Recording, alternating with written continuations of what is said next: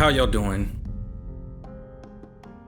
It's your boy JC. Welcome back to the motherfucking channel. I appreciate everyone who's here. Look, I said it before and I'm gonna go through on my word. We gonna finish this game. Shout out to Chris. They commented, you need to keep playing, dude. If you stop here, you just played 40% of the game and you lose the best scenes.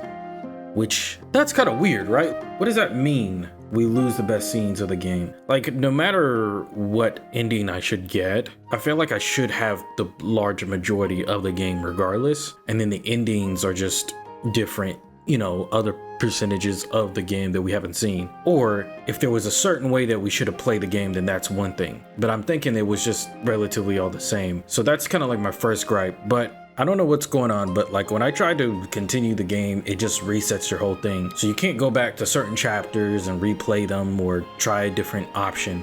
You have to replay the whole game. I don't know about y'all, I don't have time for that. I just don't got time for that. I'm gonna be honest with you. So you guys already know what the deal is.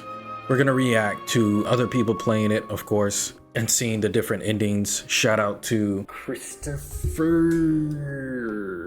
We're gonna watch his endings, what we see from them, and then we're gonna watch his explanation video. So if this person has an issue with me reacting to this, I will happily take down this video. I'm just letting y'all know if the video gets taken down because he don't f with reactions on it, y'all just gonna have to take the L.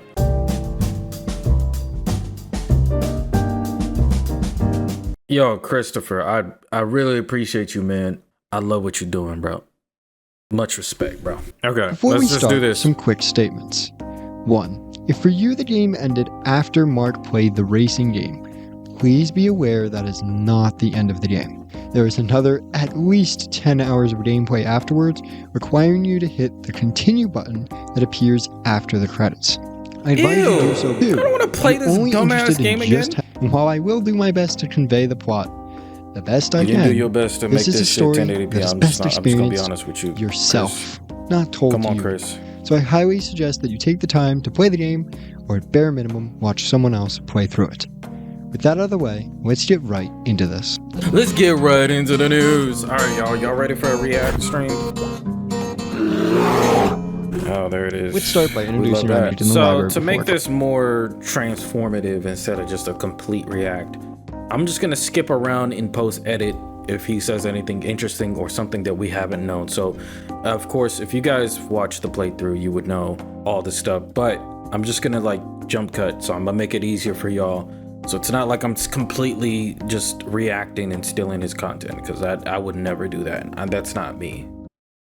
Okay, that's not me. The mere mention of her invokes a blur of the mind and a feeling of familiarity in Mark.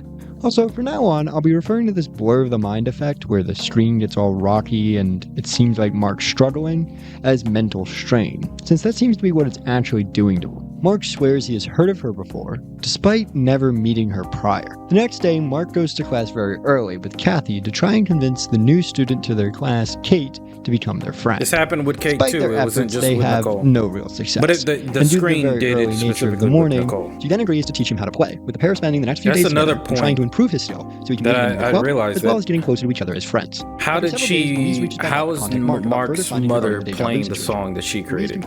Resisting it or not, either way, he is ultimately overcome by her calls and tries to hold on to her for one last time.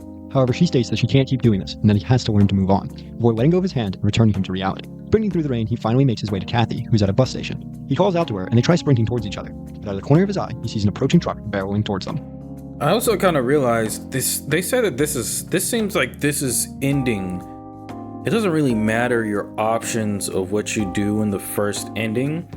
You're gonna get this ending regardless. So it seems like the game is taking you through a story. So all the pump fakes of, hey, pick this or pick that, it's really just changing the dialogue in some aspects. And like maybe if they do make a scene where the character reacts to that dialogue a little bit different. But like that's pretty much it. It seems like you're going to go through all of these endings regardless if you like it or not. But anyway, that's something I just noticed. Ready to restart the same Friday we played at the very beginning of everything. The second cycle is going to play out in the same way as the first in many ways. However, there are also many differences. For the sake of both of our time, I will only go through the differences and not every single event. First, in this timeline, Ryan and Mark are not So this is where This is where we probably want to like slow it down and pay attention. First, in this timeline, Ryan and Mark are not group mates, nor friends, resulting in the group for the book report being him and Kathy instead of him and Ryan. Kathy, unlike Ryan, can't cram as well, resulting in them creating a horrid slideshow, which means Louise doesn't have the same amount of respect she did for him as she did in the first time. Mark tries to communicate with her about the deja vu regarding the rain, but this timeline she lacks it, which creates a further gap between the two. Kathy, eager to repair the gap and try to win the heart of Louise, pushes Mark to go with her to the chess match and give support. But Sophia so is this the second ending where we watched where it looks like they all went missing, or Louise and Kathy went missing? And if that's the case, I guess, is this a reality where they're not successful and everything just goes downhill? Gone at this event, and Mark, who in this timeline never even met her, seems to somehow notice her absence. Already confused, he tries to talk to Louise, but due to the memories of the past timeline being partially in his head, he only remembers vague details about things regarding meetings. Mostly things that, again, he would have no way of knowing in this timeline. Okay, so this is multiple realities. But she okay, agrees to I help see what they're doing. Inform him if she finds out any information regarding this disturbance. Afterwards, when he's hanging out with Kath in this timeline, Riddle actually does show up. This is because in this timeline, he's had no success with his film, giving him the free time to join for this event. Damn. The next bit of the game occurs much the same way. Mark and Nicole meet, they go to her house, and they even seem more friendly this time, with Nicole no longer remarking that she wants to put knives next to her to protect herself from Mark. However, this friendliness is undone when Mark plays her piece on the piano, this time instead of Greek. She flips out of this, storming upstairs, while her family tries to talk to Mark and explain to him that she is sensitive about the piano. The next day, Mark, Riddle, and Kathy hang out and record some lines for Riddle's film. During it, Mark seems to have some vague memories of the past timeline, as he gets extremely emotional over the idea of not seeing Kathy for a long time. After this, him and Riddle later go to a different spot to get some other shots. This spot is a hill cafe, where Mark runs into Louise yet again. Mark explains to her all the memory oddities occurring to him, and she concludes that this must be connected to a series of oddities occurring regarding the double switch experiment, where instead of having the proper response, it has an odd, scientifically impossible result. She resolves to try to figure out what's going on here, and agrees to keep in touch. He then goes to the carnival, which happens without any mental strain or disturbances, allowing him to hang out with Kathy and Riddle without issue. This is also a part of the note to really mention here. Because he never went to the hospital, he never had the flashbacks, and because he never had the flashbacks, he never had the mental strain, which really supports my earlier conclusion that there's nothing special about the carnival. It was just Mark was going through things. I agree. Halfway through the night, he departs to hang out with Nicole again. However, while hanging out with her, he partially remembers Kathy's death, causing him to be distraught. Heading home, he finds that Riddle and Kathy are waiting for him, with Kathy staying over to hang out. This time, he instead actually talks to Kathy instead of just brushing her off, and also loses the card game instead of her letting him win, demonstrating just how different their friendship has become in this timeline. Following this, Mark and Nicole once again... What was that again? ...her off, and also loses the card game instead of her letting him win, demonstrating just how different their friendship has become in this timeline. Following this, Mark and Nicole once again practice piano together to get into the club. However, Kate informs Mark that Nicole is hiding things from him, which prompts him to ghost Nicole for a little bit. So who is Kate and Mark to go to the lab to talk to her about it. This time, she concludes that the universes must be colliding, and that these collisions are what is causing all of Mark's symptoms, as well as the disappearances and the ruling. After this, Mark goes with Kathy and Riddle to an interview for Riddle's film. The audition doesn't go well, but this time Kathy and Mark are able to watch the fireworks together without any rain or parental interference. Afterwards, Mark and Kathy talk, with the two coming clean about a lot of things. Mark practically gets Kathy to admit things aren't perfect at home, and that she's being abused, but doesn't get all the way there. Christmas occurs, and instead of Nicole, it's Kathy who spends the day with him, with Riddle joining the pair to celebrate with a destroyed cake and pancakes. That night, Nicole, Louise, and Mark all have dreams. Louise dreams of an alternate timeline where she doesn't get accepted for college. Nicole dreams about an audition in the past where she is waiting for Jake to arrive, to which he never does. And Mark dreams about the day his mother vanished. The next day is the audition. where Nicole and Mark both auditioned separately, the relationship having not healed yet by this point. However, by the end, the two finally talk to each other and try to rebuild their strained relationship, with Nicole wanting to go to the refugee center to recover an old scrapbook of Kate's. Louise then intercepts them as they head home to talk about her findings. She figures out that areas where people affected by the rolling stay are also the areas that have the most disturbances in the double sweat, meaning those are the areas likely most dangerous to travel alone in. The area where Mark and Nicole were going is one of these heavily affected areas, so Louise opts to join them. I remember Louise saying that in the text message when they were going there in the first one. The electrons begin behaving erratically. The resulting disruption causes Louise, Mark, and Nicole to vanish into a dream dimension, which picks up from where their dreams left off. We get confirmation that Jake never showed at the recital, and that Mark's mom vanished that day of the storm, before returning to reality. What the f was Before that? Leaving, wait, Mark, slow down. They find the scrapbook and bond. However, as they get their hands on it, the electrons begin behaving erratically. The resulting disruption causes Louise, Mark, and Nicole to vanish into a dream dimension. Did I miss something? What is this? What was this explained? Did I miss that? I don't think that was explained. Am I stupid? Don't answer. Which picks up from where their dreams left off.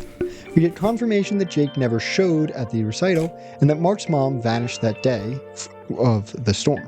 I had that theory. Before leaving, though, Mark sprints back into the fluctuations to grab the scrapbook, vanishing back into the dream realm, where he sprints in the forest searching for Kathy.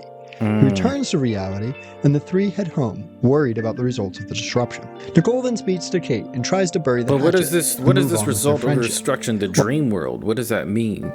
Well, like, what is this alternate reality then? While Louise talks to her family to try and handle the stress she's been under. Mark, Louise, and Nicole continue to monitor the electrons to make sure they are safe, becoming seemingly close. Is this like what the electrons to observe? I don't know if this was explained. Finally, we are back to the prom. In this timeline, Mark and Nicole are much closer friends to each other and haven't gotten immediately out of a fight. So they take pictures together, and Nicole requests the final dance of the night from him. But before it can happen, Kath is confronted by her parents who demand she goes home. Mark is terrified due to his prior memories that he will lose Kath again, and accidentally freaks her out. Mark tries calling her, but she doesn't answer, and at the same time, the fluctuations begin again. Mark decides to sprint out after Kath they check the to save her, despite the dangers of the fluctuations. That beam thing? Mark is brought to the dream reality again, where he sees memories of his mother leaving him yet again.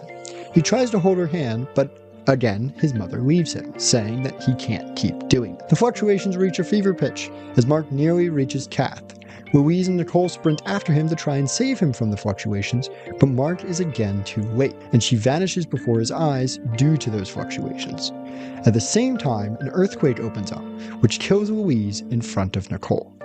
With both of them gone, Mark is left devastated, resigning himself to doing anything he can at the hilltop to get the fluctuations to return and try to bring the pair back. And this in is the process, ending. Nicole breaks down from seeing him this way and leaves him to his mania. So ending 2 is certainly the worst of the 3. During cycle 2, Mark became amazing friends with both Kath and Louise, growing far closer to them than in prior cycles, and really being a proper friend. This made the pain of losing them both far worse than it was in the first cycle, leaving him unable to move on in any meaningful way. This is partially demonstrated by even Nicole being unable to shake him out of the state. For, even if they married each other in the last timeline, the pain and grief of this timeline is just too much for him to get over, and instead he has become consumed by his grief. The pain and grief is interrupted ultimately by the arrival of the black butterfly yet again, which brings us back to the beginning of yet another cycle. Okay, and he said, Louise, how do I find her in the beginning of this one?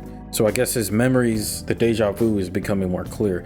This reminds me of Melancholy Haru Suzumiya, one of the best anime of all time. They did like the Endless 8, where Kyon's memories, or they were stuck in a time loop and they had to find a way to break out the cycle. So this explains a lot, because it just felt like the first ending was so like confusing. Like there was just so much to learn. Like there was a character that we were introduced but we never got into. But it seems like this cycle we don't know anything about Kate regardless. So I'm wondering if the third cycle makes sense. But it seems like the third cycle is a true ending. So we're gonna get like maybe all of the full picture. The only thing that wasn't properly explained, which I almost felt like the theories of this whole quantum fluctuation bullshit wasn't explained in a way that made sense, but I mean, it just, we all know that like as soon as it rains, someone's gonna disappear. Something happens, someone's gonna disappear. And I already theorized that Maria was going to disappear, Mark's mother, right? Because it was raining when the ruling happened, and the ruling was this earthquake, right? But they have this like weird device thing that sees the electrons or shit. I don't even know I don't know if they explained that though. Let me see. Mark explains to her all the memory oddities occurring to him, and she concludes that this must be connected to a series of oddities occurring regarding the double switch experiment, where instead of double switch experiment. What does that mean? And then what does that have to do? See, we should have just played it again, but I don't think you want me to play through this 3-hour, 5-hour damn game. Okay, let's get back to the third cycle. This cycle he remembers not completing the slides ahead of time, but actually has. He talks about the extent of the memory issues being far greater this time to Louise, and gives details of other timelines, but he is unable to remember everything, and is unable to figure out what's going on. That night, he reaches out to Nicole on social media based on vague memories he has of her, only to find out that she also has these vague memories. They message each other, and yet again the timeline resets. The damage of the ruling is yet again increased, and we are back to Friday yet again. Mark tells Nicole to meet up with him, and with the day reset again, the slide is no longer made. However, this time he is no longer on a team with Louise, rather Ryan and Kathy. He finds out that in this timeline, Louise has actually vanished and is gone. He goes through her research to try to figure out what's going on, setting up the experiment again, and when Nicole arrives, he gets all of his memories back from the prior timeline. It is also suggested that Nicole also got all of her memory. So Nicole also seems to be like a pivotal point for him, because he started having, like in the first cycle, he started having these weird glitch effects when he specifically heard her name, when they were observing the new students. So I wonder if there's an original timeline, like what happened in the original timeline to cause all these events. Because like clearly there's obviously triggers, like he went to go find what's going on with Louise, and then only to find out that she also has these vague memories. Like he went to go figure out like Nicole, right, on social media and see if what's going on and see if she remembers anything. And then as soon as they both did, the timeline resetted. So it almost seems like, I don't know, it almost seems like Nicole is like the key to changing the realities, or maybe it set up. But yeah, that's what I can conclude so far. Preparing Mark for the final leg of the game with all the experiences of the first 2 acts. The two talk for a bit before going for a handshake, which resets the timeline yet again. New timeline, more damage. This time the corruption of the president increased the pain caused by the ruling greatly, and the train station, which has been a major method of travel, is now broken. Sophia then texts Mark to inform him that Louise is missing for the report, prompting Mark to go look for her at the hilltop. He finds Louise, who is consumed by her research. However, she has no memories of prior timelines, prompting her to not trust Mark, and refuse to help him, believing he is only going to steal her research. He convinces her that she's not, but she is still hostile to him.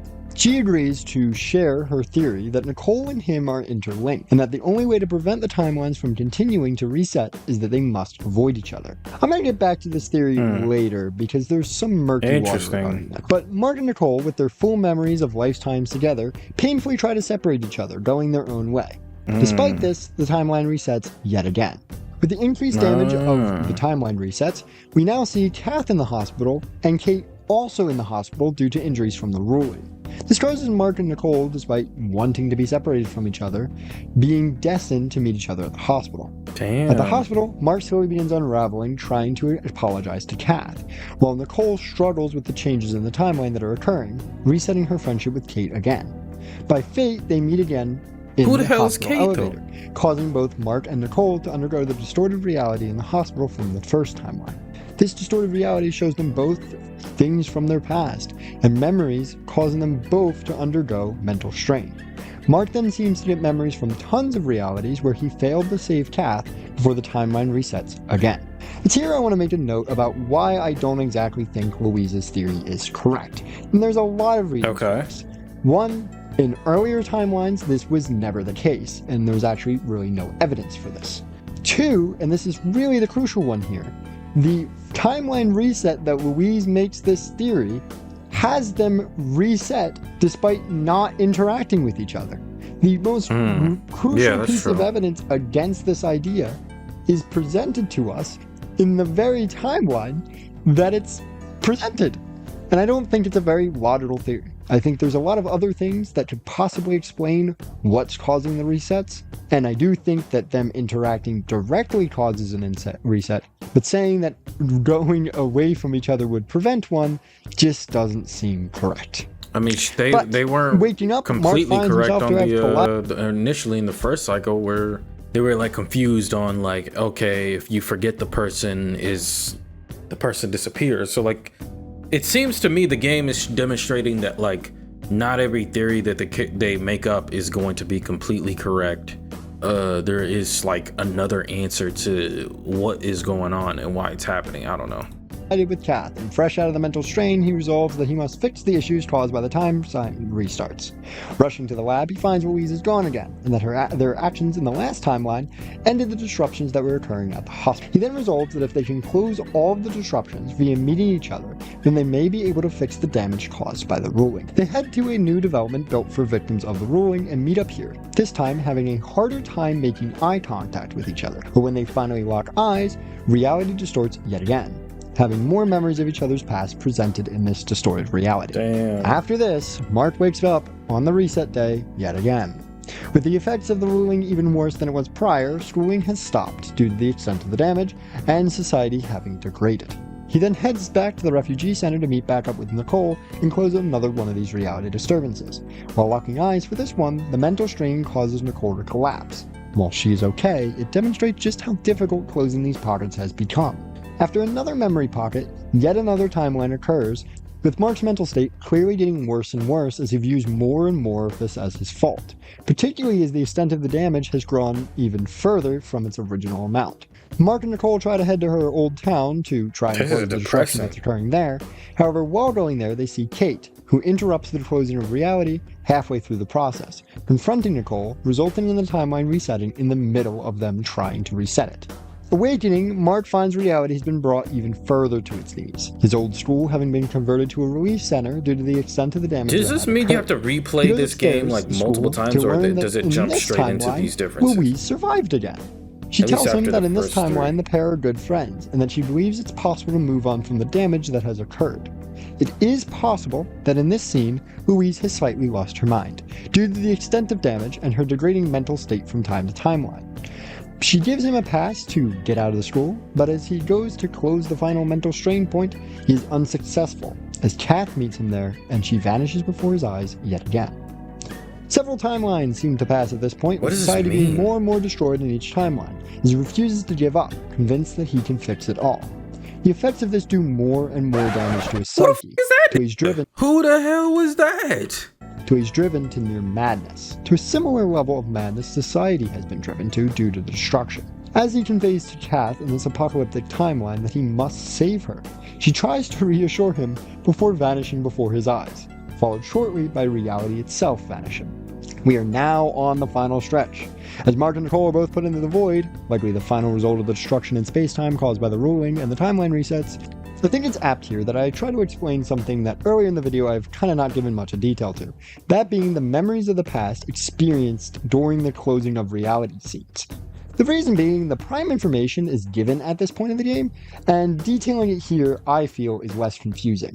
Trying to put together the scattered little bits of detail we get while the realities are closing would just be a lot more confusing, and I feel like it's better to present it all here. Let's start with Nicole. When Nicole was younger, she used to play piano with a close friend of hers. This is Jake. Jake and her were close friends, with him even playing a role in the creation of her signature song. Jake, however, at home was facing family issues, with his mother deciding to run away from home with him. While we don't know what happened when the two ran away, we do know that this eventually resulted in Jake's death somehow. There are very slight suggestions that it might be Jake's father's fault. Nicole was never made aware of Jake and his mom's plans, as Jake never told her. So when she performed for her audition, which is where Mark's mom would learn the piece, and he wasn't there, she was distraught. After the performance, she was focused on finding him again. However, Kate, Jake's sister, wanted her to move on and stop searching, saying that you weren't even close enough friends if he didn't tell you anything. So Kate is Jake's sister. Oh, I was like, who the f is her? Why is she so important?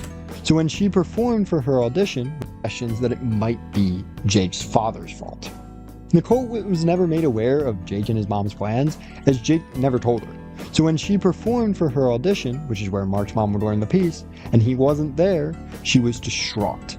After the performance, she was focused on finding him again. However, Kate, Jake's sister, wanted her to move on and stop searching, saying that you weren't even close enough friends if he didn't tell you anything. This led Nicole to be haunted by guilt. Guilt that she couldn't find him, and guilt that he didn't tell her anything. This guilt manifested across the timelines, with her inability to move on pushing her to give up the piano, since it was something that they did together. Her guilt also played a crucial role in the falling apart of her friendship with Kate, as she wasn't able to move on, pushing the two apart. Mark's guilt is connected to his mother. When he was younger, his mother was pushed to work abroad to give him the opportunity to have a good life. Despite the fact that she did this for him, he refused to thank her, refused to accept her presence, and held a dislike towards her for what he viewed as abandoning him. So when she went missing due to the flight's disappearance, he was overcome with guilt and grief.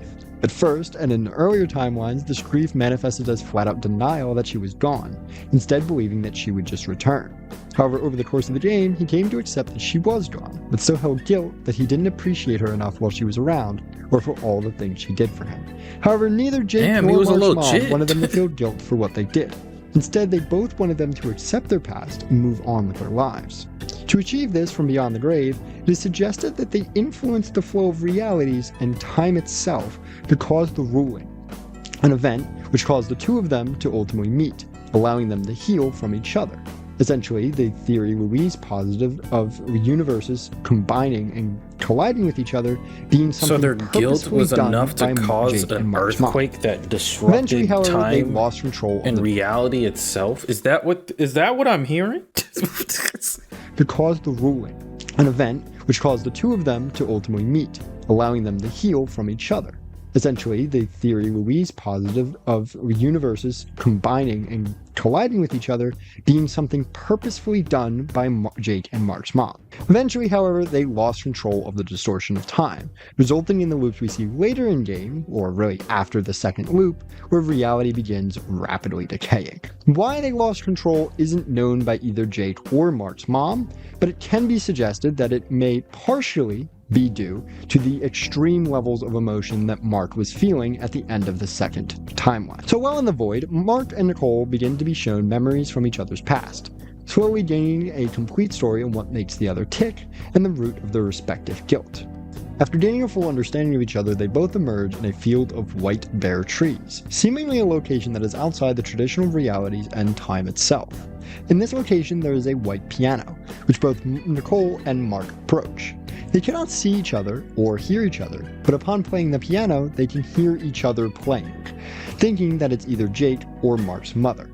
But as they play, they slowly figured out that it's actually each other, using the piano as a way of communicating about each other's presence.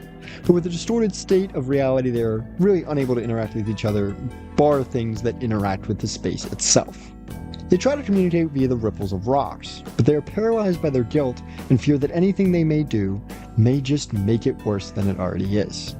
Stopped by their guilt yet again, finally, at this point, do the butterflies directly intervene, speaking to them and telling them that it's okay and they don't need to worry.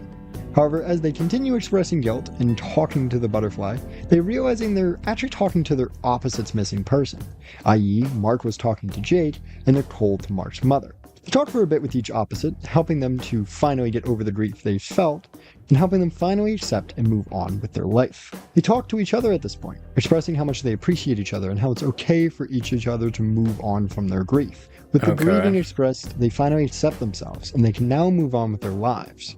But they seem to understand that doing so is going to reset the timeline yet again. This time without the influences of the lost individuals or the butterflies, most likely meaning an end of their interconnectivity. They say a final goodbye to each other one last time, and reality resets yet again, bringing us to the end of the game and the epilogue. With the goodbye expressed, the timeline resets, this time with the rolling no longer occurring, and Mark and Nicole having both moved on from their respective pains, allowing them to live happy lives without the pain of the past. Without the pain of his mother, Mark in this new timeline is able to go and help Rydell find Kathy in the woods after she runs away. The two hug, and Mark reaffirms that him and Rydell will always be there for her.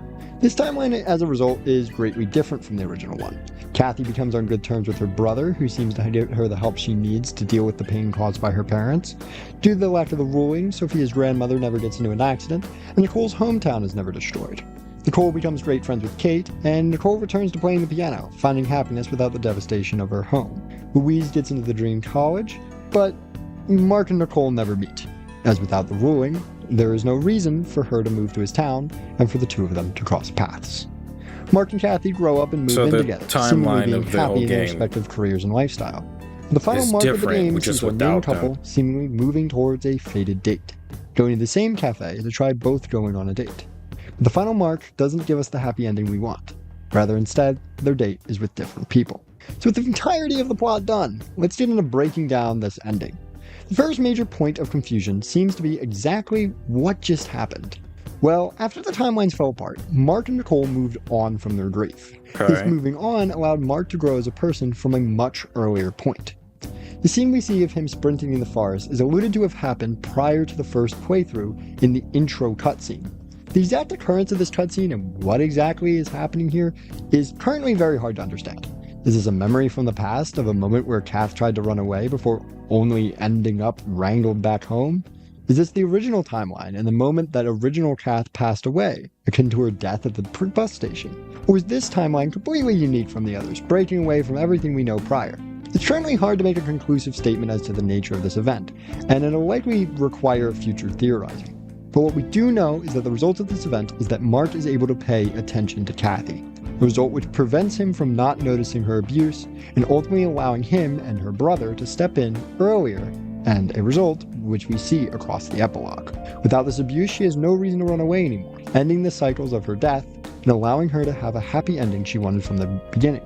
A happy ending we get to see play across the epilogue. Boy, my head. Okay, so if anyone, I had to stop a few times and like make sure I understood what he was saying, but if anyone is still confused and kind of like, yo, Josh, like this was, even despite him explaining, it was kind of like, yeah. Either way, shout out to him, and hopefully this video doesn't get taken out. So I guess the game, I think I like the concept of the game almost having different endings, but they play in cycles, so there's different realities. And so depending on how hardcore of a gamer you are, or if you felt like, damn, I really like that ending, let's continue and see more, you would click the continue ending to see if there's anything different, right? So I do like the concept of like playing the game again and then seeing that there's like a whole other side of the game. However, I think there's also like, the confusion for me is like the whole point of the game was to really hark on grief, loss, and trauma and all the unfortunate things that happen in life, but especially under bourgeois society that we live in, as natural disasters happen and then you are left to be on the dust because your ruling class, the actual ruling class that I'm talking about, don't care about your situation and what happens to the people around you that are affected by these problems. So to me, I think the whole purpose of the realities, maybe the game had a moral undertone where they were trying to set the tone of like, these characters, they needed to get through their grief and trauma in order to end all of this pain and suffering that's going to happen in cycle. That's how I interpret it. But of course, I know some game theorists about to pull up in the comment section. I am happy to hear critiques and hear your thoughts if you guys do have anything different from that. But it was kind of confusing. I guess they were kind of also, there was an explanation of Jake's mom, Jake, and then Mark's mother, which kind of fills in the missing puzzle pieces around, I guess, Jake, who Jake is, and then Kate and all this other stuff. So I had a feeling like we were gonna get that information of like, who are these people? So the different realities have been occurrence because of specifically what happened to Mark's mother and Jake with the whole issues with the ruling. And it almost seemed like they were kind of like two sides of the same coin, where Mark and Nicole had similar situations in their livelihoods, but they were vastly different in so many ways that like the alternate realities clashed because of what happened with the ruling that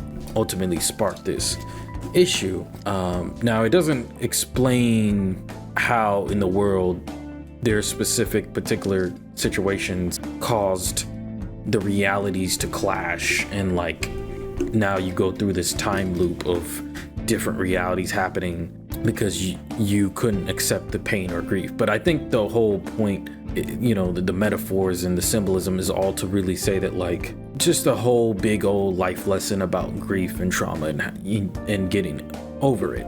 But, you know, of course, after they resolve that and really truly seeing that, the ending is, I guess, is to tell you that, like, her had no real reason to be together. They just had similar stories and trauma and pain that they all went through. So this was just more than just what happened to the certain characters within the show. It was really highlighting those two in general, which I think, honestly, this is a really cool concept. I'm not even gonna lie. Like, I think this was cool to see how they orchestrated this and how they went about writing this. Like, I do think the idea of a time loop and like a kind of like a whole point being made to break out of this time loop and to break out of the reality loop, to be exact, and to demonstrate some of the issues that happen when you're constantly under the cycle of grief and devastation, when the external effects of our material conditions play so much into our own internal process, our own personal lives,